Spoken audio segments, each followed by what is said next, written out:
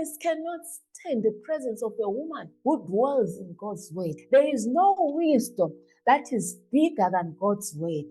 You cannot be wiser than the word of God. You cannot be in charge outside God's word. The word of God is our final say. The word of God is our weapon. Amen. John chapter number 1 verse number 5.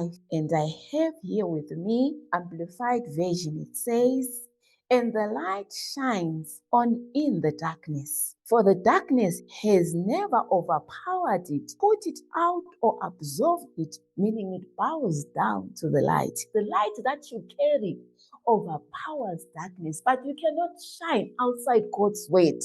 It says, the light shineth in darkness. When you carry the word of God, it gives you capacity to shine in darkness. And darkness cannot stand your presence.